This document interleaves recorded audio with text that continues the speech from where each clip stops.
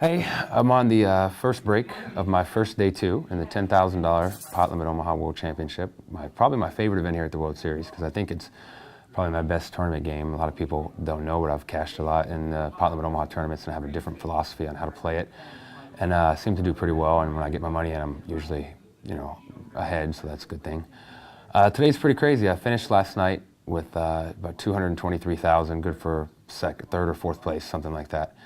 And it was a pretty crazy ride because on dinner break, with about 15 minutes to go until dinner, I was down to 3,000 from the 30,000 you start with, and the blinds are 200 and 400.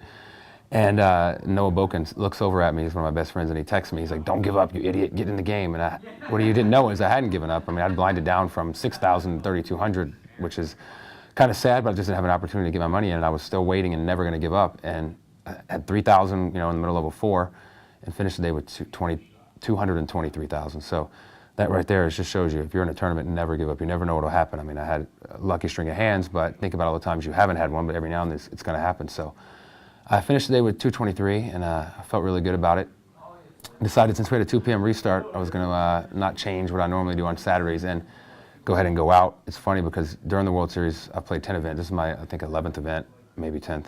The night before I play, I don't go out. I'll go home, go to bed early, and get up, and I get knocked out, and I'm kind of wondering, what's the point? Why did I change my routine?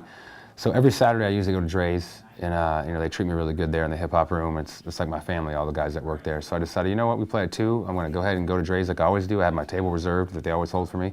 We finished the tournament. I didn't even go home. I went straight to Dre's on my shirt. Went straight there, and actually, I made a pit stop, picked up some friends. Went to Dre's, had a good time.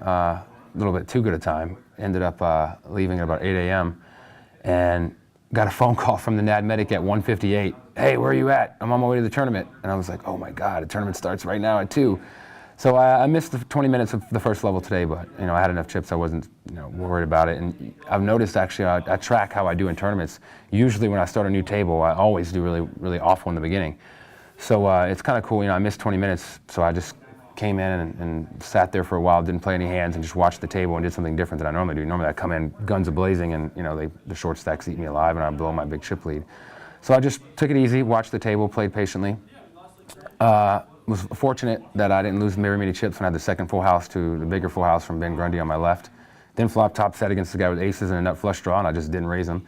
And we would have got it all in. Sure enough, the flush came. He checked it to me, and then he checked it to me on the river. But I was a little too shifty for that, and checked behind, and didn't lose any chips.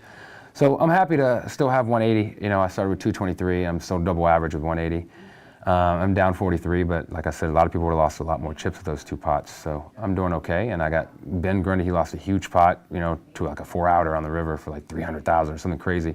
So he's on super tilt right on my left, and he's raising in the dark. He's playing every hand. So pretty much my objective now is just to wait for a big hand and try and trap him. But it's kind of hard because I know he's not going to fold, so I don't want to play a big pot in a marginal situation, because that's the thing about Omaha. I had aces earlier and I limped, and he min raised, and a guy called. I could repot to like 15,000. He's going to call it. We both have 100K. And now I'm going to have to play a big pot out of position with aces, with just one pair, which is not a spot I want to be. I mean, even if I get it in, I might be 60-40. I don't really want to do that. I really want to just flop the stones and trap him.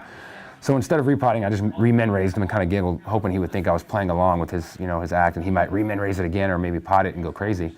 But unfortunately, he was a little too smart for that and just called, and he ended up flopping 2 pairs. So it looks like I would have lost a big pot had I potted it anyway, so I guess I lost the minimum again.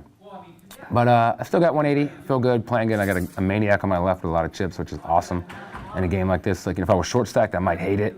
I guess I would like it because I could remove in on him, but it's fun, and when I do get a hand, hopefully it comes. Hopefully he has something marginal and decides to gamble, and I have the nuts and I can trap him. I'll get back to you and let you know how it goes.